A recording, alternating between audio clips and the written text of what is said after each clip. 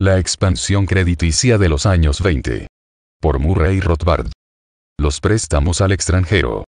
El primer impulso inflacionario, a fines de 1921 y comienzos de 1922, el comienzo del boom, fue conducido por las compras de valores gubernamentales por parte del Banco Central. Premeditado o no, el efecto fue bienvenido. La inflación fue promovida por el deseo de acelerar la recuperación de la recesión que tuvo lugar entre 1920 y 1921. En julio de 1921, el Banco Central anunció que extendería más créditos para la cosecha y comercialización agrícola. Otro motivo para la inflación fue uno que veremos recurrente como un factor constante y crucial en la década de 1920. El deseo de ayudar a los gobiernos extranjeros y a los exportadores estadounidenses.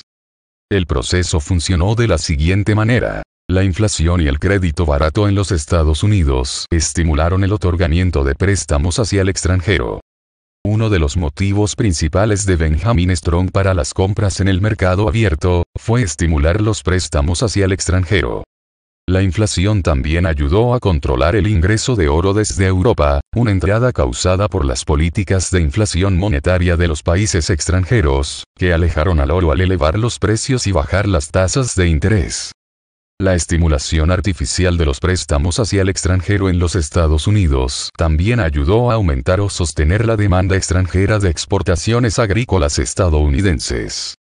El primer gran auge del endeudamiento externo coincidió con la inflación del Banco Central de 1921 y principios de 1922. La caída de los rendimientos de los bonos durante este periodo estimuló un aumento en los préstamos hacia el extranjero. Los rendimientos de los bonos del gobierno estadounidense se redujeron del 5,27% en junio de 1921, al 4,24% en junio de 1922, los bonos corporativos cayeron de 7,27% a 5,92% en el mismo periodo.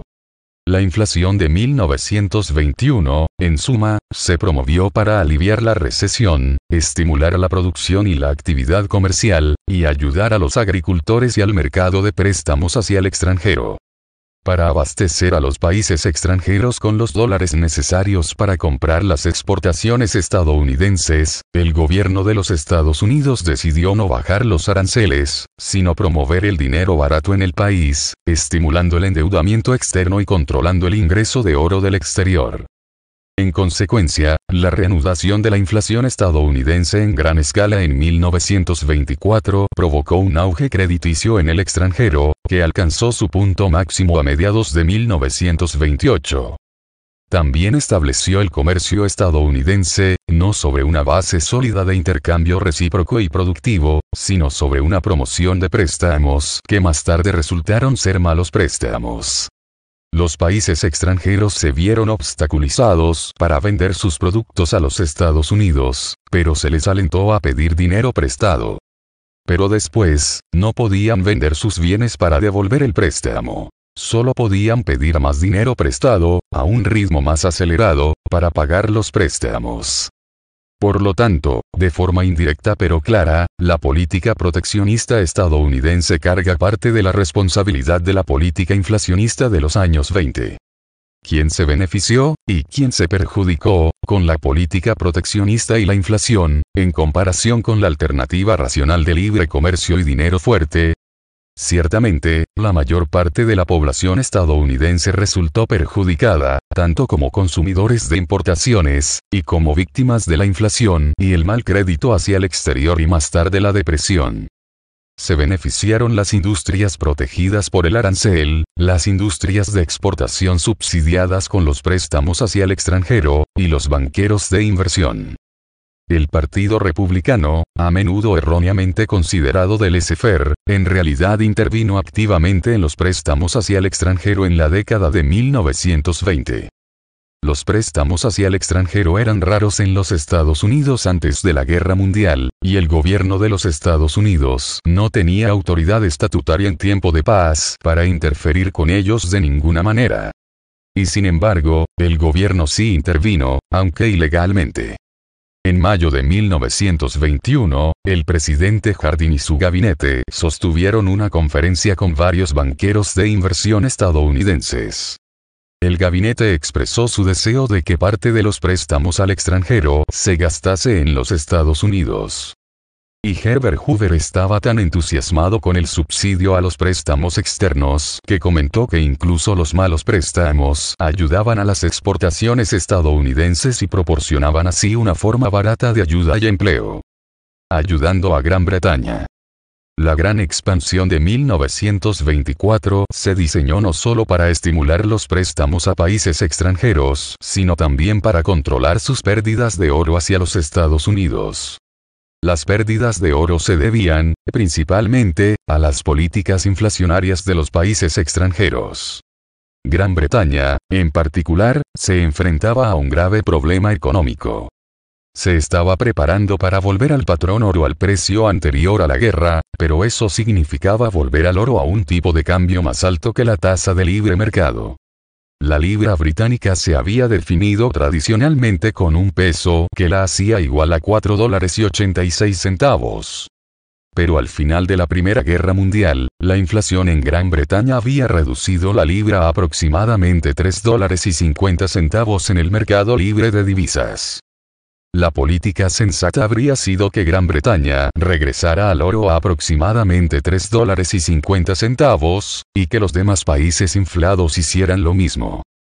Pero los británicos tomaron la fatídica decisión de volver al oro al viejo par de $4.86. En resumen, Gran Bretaña insistía en volver al oro a una valoración que era de 10 a 20% más alta que la tasa de cambio vigente, que reflejaba los resultados de la guerra y la inflación de la posguerra. Eso significaba que los precios británicos tendrían que disminuir entre un 10 y un 20% para seguir siendo competitivos con los países extranjeros. Pero no se produjo tal descenso, principalmente porque los sindicatos no permitieron que se redujeran los salarios. Las tasas de salarios reales aumentaron, y el desempleo crónico a gran escala golpeó Gran Bretaña.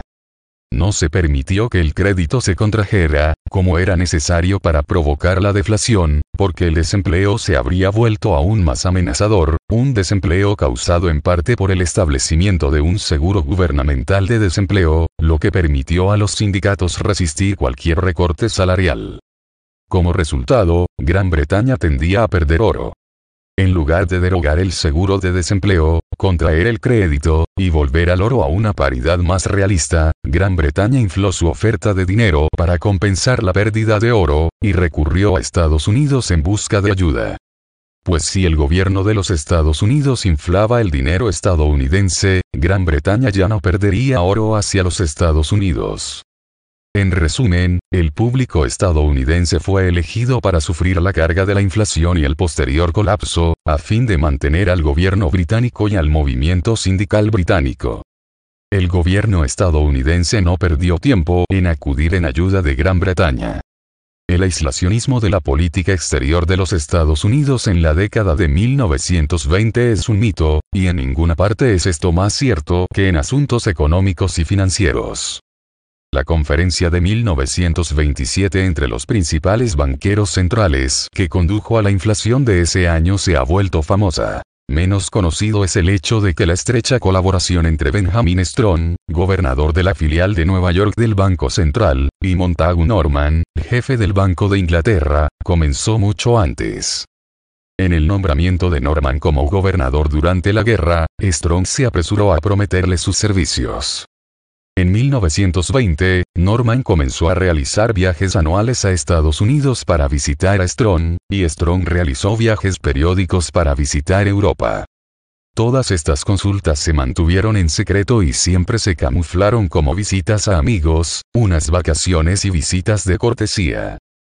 El Banco de Inglaterra dio a Strong una oficina y un secretario privado para esas ocasiones, e igual hicieron el Banco de Francia y el Reichsbank alemán. Estas consultas no se informaron a la Junta del Banco Central en Washington. Además, el Banco de Nueva York y el Banco de Inglaterra mantuvieron un estrecho contacto mediante el intercambio semanal de cables privados. Como el eminente economista francés Charles Rist, que representó al Banco de Francia en algunas de las conferencias importantes del Banco Central, declaró: la idea de cooperación entre los bancos centrales de diferentes países, para llegar a una política monetaria común, nació poco después de la guerra. Antes de eso, esta cooperación solo había sido excepcional y esporádica. Ya en 1916, Strong había comenzado correspondencia privada con el Banco de Inglaterra, así como con otros bancos centrales europeos. En el verano de 1919, Strong ya estaba contemplando una conferencia secreta de banqueros centrales, y además, ya estaba preocupado de que la tasa de interés estadounidense fuera más alta que la británica, y pensando en acuerdos con el Banco de Inglaterra para remediar esa situación, presagiando así los acuerdos posteriores de inflar en América con el fin de ayudar a Gran Bretaña. En 1925, el año en que Gran Bretaña volvió al patrón oro, Estados Unidos ayudó mucho. Como medida directa, el Banco de Nueva York extendió a Gran Bretaña una línea de crédito en oro de hasta $200 millones. Al mismo tiempo, JP Morgan & Company autorizó un crédito similar de $100 millones al gobierno británico, un préstamo que hubiese sido subsidiado, si alguna vez se usaba, por el Banco Central estadounidense. Ambos préstamos fueron concertados por Strong y Norman a principios de enero de 1925, y fueron calurosamente aprobados por el secretario del Tesoro Andrew Mellon, el gobernador Chris Nair, y unánimemente por la Junta del Banco Central estadounidense. Strong concluyó esta carta de la siguiente manera: la carga de este reajuste debe recaer más en nosotros que en ellos Gran Bretaña. Será difícil política y socialmente para el gobierno británico y el Banco de Inglaterra enfrentar una liquidación de precios en Inglaterra dado que su comercio es pobre y tienen más de 1 millón de personas desempleadas que reciben ayuda del gobierno. Es claro que a fines de 1924, el mercado de divisas vio que los Estados Unidos estaban inflando para ayudar a Gran Bretaña, y anticipándose al éxito, elevó la libra casi hasta su par antes de la guerra, una apreciación causada por la acción gubernamental más que por los fundamentos. El Banco Central estadounidense ciertamente mantuvo su parte del acuerdo. Mientras que en 1922 y 1923 la tasa de interés de las letras en Nueva York había estado por encima de la tasa en Londres, a mediados de 1924 el Banco Central estadounidense había logrado presionar esa tasa por debajo de la de Londres. Como resultado, la entrada de oro en los Estados Unidos, de la cual aproximadamente el 40% venía de Gran Bretaña, se controló por un tiempo. Como hemos visto, los préstamos estadounidenses en el exterior también se estimularon en gran medida, proporcionando así a Europa fondos de más largo plazo. Las medidas inflacionarias para ayudar a los gobiernos extranjeros también estimularon las exportaciones agrícolas, ya que los países extranjeros ahora podrían expandir sus compras de productos agrícolas estadounidenses. Los precios agrícolas aumentaron en la segunda mitad de 1924, y el valor de las exportaciones agrícolas aumentó en más del 20% desde 1923 hasta 1925. Por lo tanto, la estrecha colaboración internacional del Banco Central de la década de 1920 creó una era falsa de prosperidad aparentemente sólida, enmascarando una inflación mundial peligrosa. Fue el gobierno británico quien concibió el sistema de cooperación entre bancos centrales, y convenció a los Estados Unidos para que siguieran su ejemplo.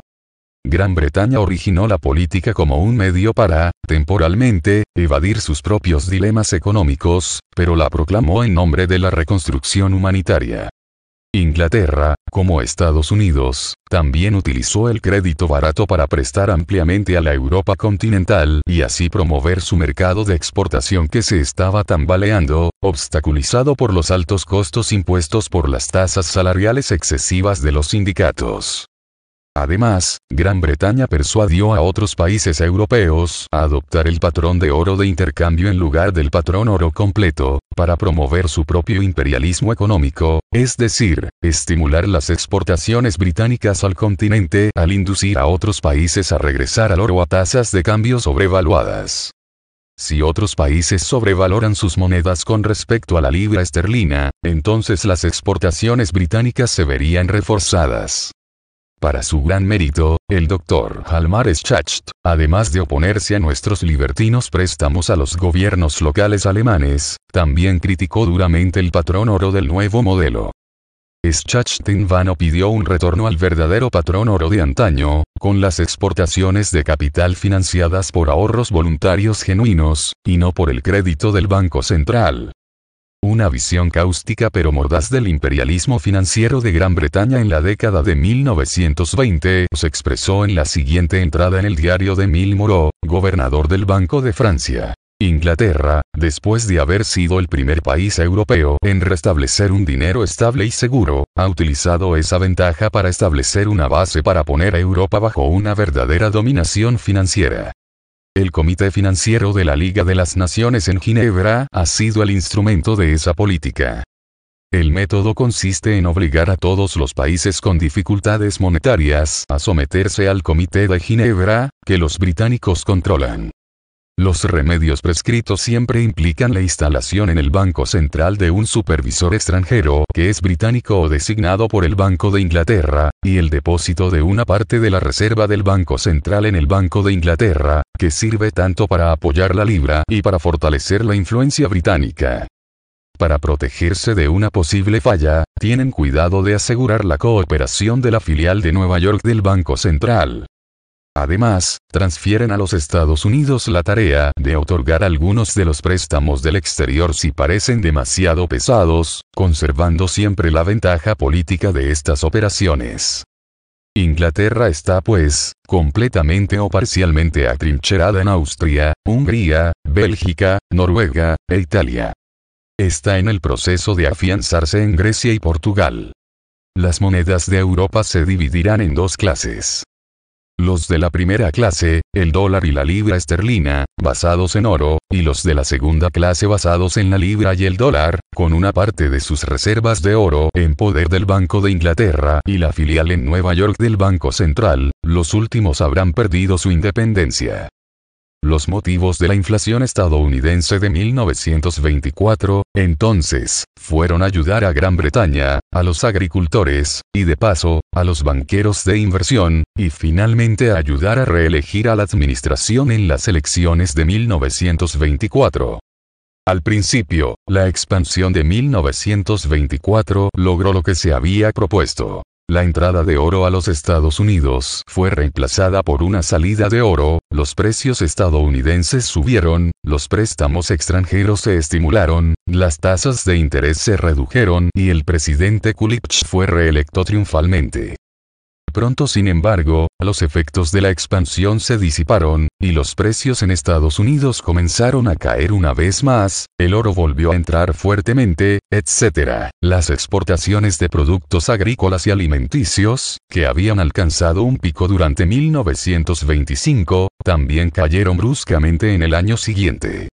En resumen, la economía estadounidense entró en otra recesión leve en el otoño de 1926, continuando hasta 1927. Gran Bretaña estaba particularmente en mal estado, adicta al crédito barato, y sufriendo un desempleo crónico y continuas pérdidas de oro.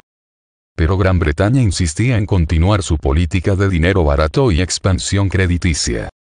El siguiente problema de Gran Bretaña provino directamente de su insistencia en continuar con el dinero barato. El Banco de Inglaterra redujo su tasa de descuento del 5 al 4% en abril de 1927, en un vano intento de estimular la industria británica. Esto debilitó aún más la libra esterlina, y Gran Bretaña perdió 11 millones de dólares en oro durante los próximos 2 meses, y el Banco de Francia, en una fuerte posición de acreedor, trató de canjear su libra esterlina en oro. En lugar de ajustar el crédito y elevar fuertemente la tasa de interés para hacer frente a la salida de oro, como dictaban los cánones de política monetaria sólida, Gran Bretaña recurrió a su antiguo socio en la inflación, el Banco Central estadounidense. El escenario fue establecido una vez más, de acuerdo con la lógica de los administradores de dinero estadounidenses y británicos, para otra gran dosis de expansión crediticia en los Estados Unidos. En consecuencia, el gobernador Montagu Norman, el Mefistófeles de la inflación de la década de 1920, se entrevistó con Strong y Moreau, del Banco de Francia, en París. Intentó una variedad de presiones durante 1927 para disuadir al Banco de Francia para que no vendiera las libras esterlinas a cambio de oro que, después de todo, eran de poca utilidad para los franceses. Norman también intentó inducir a los franceses a inflar un poco, pero Moreau no era un Benjamin Strong. En cambio, no solo se mantuvo firme, sino que instó a Norman a permitir que la pérdida de oro de Gran Bretaña restringiera el crédito y elevara las tasas de interés en Londres. Pero Norman estaba comprometido con una política monetaria barata. Strong, por el contrario, saltó a la ayuda de Gran Bretaña. Tratando de reforzar la libra esterlina, utilizó el oro estadounidense para aliviar la prima de oro en Gran Bretaña y también compró algunas cuentas en libras esterlinas para ayudar a su aliado. Y además, Strong y Norman organizaron la famosa conferencia entre bancos centrales en Nueva York, en julio de 1927. La conferencia se celebró a puerta cerrada, e incluyó a Norman, Strong, y representantes del Banco de Francia y del Reichsbank alemán, el gobernador Charles Rist y el Dr. Schacht respectivamente. La conferencia se celebró en la mansión del subsecretario del Tesoro Ogden Mills en Long Island, Nueva York, y de la señora Ruth Pratt, de la acaudalada familia de Standard Oil, los Rockefeller. Norman y Strong intentaron poderosamente inducir a Rist y Schacht a aceptar una inflación general de 4 países, pero los dos últimos declinaron enérgicamente. Schacht continuó su decidida oposición a la inflación y al dinero artificialmente barato, y expresó su alarma ante la tendencia inflacionaria. Rist también se negó, y tanto Rist como Schacht se fueron a casa. Sin embargo, Rist acordó comprar oro de Nueva York en lugar de Londres, lo que alivió la presión sobre Inglaterra para que canjee sus obligaciones. Manteniendo su pacto inflacionario, Norman y Strong acordaron embarcarse en un poderoso impulso inflacionario en los Estados Unidos, bajando las tasas de interés y expandiendo el crédito, un acuerdo que Rist sostiene concluyó antes de que la conferencia de las 4 potencias comenzara. Strong le había dicho alegremente a Rist que iba a dar un pequeño golpe de whisky al mercado de valores. Strong también acordó comprar $60 millones más de libras esterlinas del Banco de Inglaterra. La prensa británica estaba encantada con el fruto de la amistad entre Norman y Strong, y llenó de halagos a Strong. Ya a mediados de 1926, el influyente periódico londinense The Banker había dicho de Strong que no había mejor amigo de Inglaterra, y elogió la energía y destreza que ha dado al servicio de Inglaterra. En respuesta al acuerdo, el Banco Central lanzó rápidamente un gran estallido de inflación y crédito barato en la segunda mitad de 1927. Strong dijo a los bancos de la Reserva Regional que el nuevo estallido de dinero barato fue diseñado para ayudar a los agricultores en lugar de a Inglaterra, y esta fue la razón proclamada por el primer banco para reducir su tasa de descuento, no en Nueva York, sino en Kansas City. El Banco de Kansas City había sido escogido por Strong como el caballo de acecho de la nueva política, con el fin de dar un sabor lo más americano posible a todo el proceso. Quizás el crítico más fuerte de las políticas inflacionarias dentro de la administración de Coolidge fue el secretario Hoover, quien en privado hizo todo lo posible por controlar la inflación desde 1924, llegando incluso a denunciar a Strong como un anexo mental a Europa. Hoover fue rechazado por Strong, Coolidge y Mellon, con Mellon denunciando el alarmismo e interferencia de Hoover. Mellon fue el seguidor más firme de Strong en la administración durante todo el periodo. Desafortunadamente para eventos posteriores, Hoover, como la mayoría de los críticos académicos de Strong, atacó solo la expansión del crédito del mercado de valores en lugar de la expansión per se. Las razones de los métodos tortuosos y secretos de Strong, así como los motivos de sus políticas inflacionarias, no se han descrito mejor que en un memorando privado de uno de los empleados de Strong. En la primavera de 1928, Strong rechazó firmemente la idea de una conferencia abierta y formal de los bancos centrales mundiales, y en palabras de su asistente, Strong se vio obligado a considerar el punto de vista del público estadounidense, que había decidido mantener al país fuera de la Liga de las Naciones para evitar interferencias de otras naciones en sus asuntos internos, y que se opondría igual a tener sus banqueros centrales asistiendo a una conferencia u organización de los bancos mundiales. Para ilustrar qué tan peligrosa podría ser la posición en el futuro como resultado de las decisiones tomadas en la actualidad y cuán enardecida podía resultar la opinión pública o política cuando los resultados de decisiones pasadas se hacen evidentes, el gobernador Strong citó la protesta contra los excesos especulativos, ahora siendo perdonados, en el mercado de Nueva York. Dijo que muy pocas personas se daban cuenta de que ahora estábamos pagando la multa por la decisión que se tomó a principios de 1924 para ayudar al resto del mundo a recuperar una sólida base financiera y monetaria. En resumen, en nuestra supuesta democracia, si a la gente se le permitía saber qué se había tramitado en su nombre y qué penalidades se les obligaba a pagar posteriormente, se levantarían en su ira. Era mejor mantener a la gente en la ignorancia. El propio Strong, además, no se dio cuenta de cuán pesada sería la pena que el público estadounidense se vería obligado a pagar en 1929. Murió antes de que llegara la crisis. Después de generar la inflación de 1927, la filial en Nueva York del Banco Central, durante los 2 años siguientes, compró fuertemente en letras comerciales de países extranjeros, letras respaldadas por bancos centrales extranjeros. El objetivo era reforzar las monedas extranjeras y evitar el ingreso de oro a los Estados Unidos. El Banco de Nueva York describió francamente su política de la siguiente manera. Buscamos apoyar los tipos de cambio mediante nuestras compras, y así no solo evitamos la retirada de cantidades adicionales de oro de Europa, sino también mejoramos la posición de los tipos de cambio extranjeros, para mejorar o estabilizar el poder de Europa para comprar nuestras exportaciones. Si bien la filial de Nueva York del Banco Central fue la principal generadora de inflación y crédito barato, el Tesoro también hizo su parte. Ya en marzo de 1927, el secretario Mellon aseguró a todos que había disponible un suministro abundante de dinero fácil. Una vez más, la política inflacionaria fue temporalmente exitosa en el logro de sus objetivos. La libra esterlina se fortaleció, el flujo de oro hacia los Estados Unidos se invirtió bruscamente, y el oro fluyó hacia afuera. Los precios de los productos agrícolas subieron. Las exportaciones de productos agrícolas y alimentos se dispararon hacia arriba, y los préstamos extranjeros fueron estimulados a nuevas alturas, alcanzando su punto máximo a mediados de 1928. Pero en el verano de 1928, la libra esterlina volvió a flaquear.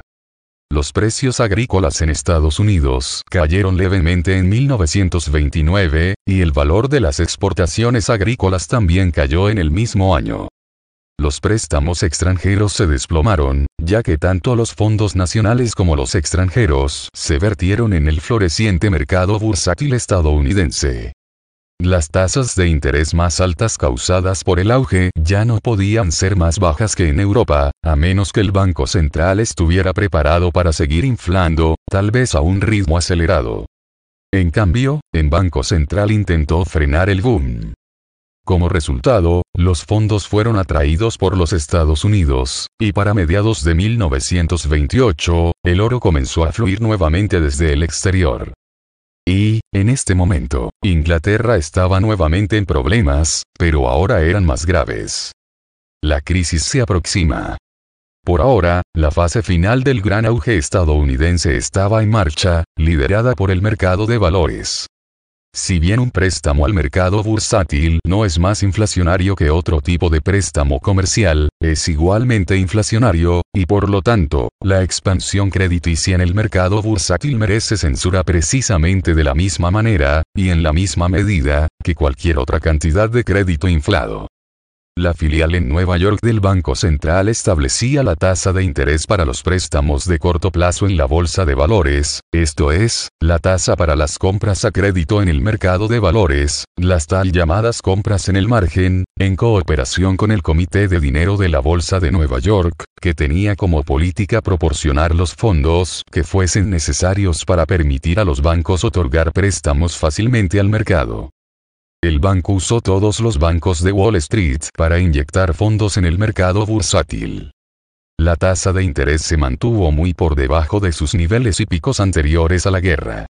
Alarmada por el rápido crecimiento, y ante la subida de 20% en los precios de las acciones en la segunda mitad de 1927, el Banco Central revirtió su política en la primavera de 1928 e intentó detener el boom. En este punto, la verdadera tragedia golpeó. El Banco Central se vio forzado por su propia política de compra de instrumentos de corto plazo. Sabiendo que el Banco Central se había comprometido a comprar todos los instrumentos de deuda de corto plazo de los privados, el mercado aumentó su producción de dichos instrumentos, y el Banco Central compró más de $300 millones de tales instrumentos en la última mitad de 1928, alimentando así el boom una vez más. La oferta monetaria aumentó en casi 1,9 mil millones de dólares hasta alcanzar su pico a fines de diciembre de 1928. En ese momento, la oferta total de dinero había alcanzado 73 mil millones de dólares, más alta que en cualquier momento desde que comenzó la inflación. Los precios de las acciones, que en realidad habían disminuido en 5% de mayo a julio, ahora realmente comenzaron a dispararse, aumentando en 20% de julio a diciembre. A la vista de este terrible desarrollo, el Banco Central no hizo nada para neutralizar sus compras de instrumentos de corto plazo de los privados. Si bien elevó la tasa de redescuento del 3% a comienzos de 1928 a 5% en julio, se negó obstinadamente a aumentar más la tasa de redescuento, y la tasa se mantuvo constante hasta el final del boom. Como resultado, los préstamos a los bancos aumentaron ligeramente en lugar de disminuir. ¿Por qué la política del Banco Central fue tan débil en la última parte de 1928? Una razón fue que Europa, como hemos notado, descubrió que los beneficios de la inflación de 1927 se disiparon, y la opinión europea ahora se oponía a cualquier ajuste de dinero en los Estados Unidos. La política de fines de 1928 impidió que las entradas de oro a los Estados Unidos se hicieran muy grandes. Gran Bretaña volvió a perder oro y la libra esterlina se debilitó una vez más. Estados Unidos se inclinó una vez más ante su deseo primordial de que Europa evite las consecuencias inevitables de sus propias políticas inflacionarias. El gobernador Strong, enfermo desde principios de 1928, había perdido el control de la política del Banco Central. Pero mientras que algunos discípulos de Strong han mantenido que él habría luchado por medidas más estrictas en la segunda mitad del año, investigaciones recientes indican que sintió que incluso las modestas medidas restrictivas aplicadas en 1928 eran demasiado severas. Este hallazgo, por supuesto, es mucho más consistente con el registro anterior de Strong. La inflación de la década de 1920 realmente había terminado a fines de 1928. La oferta total de dinero al 31 de diciembre de 1928 era de 73 mil millones de dólares. El 29 de junio de 1929, era de 73,26 mil millones de dólares, un aumento de solo el 0,7% anual. Por lo tanto, la inflación monetaria prácticamente se completó a fines de 1928. A partir de ese momento, la oferta monetaria se mantuvo a nivel, aumentando solo insignificantemente. Y, por lo tanto, desde ese momento en adelante, una depresión para ajustar la economía era inevitable.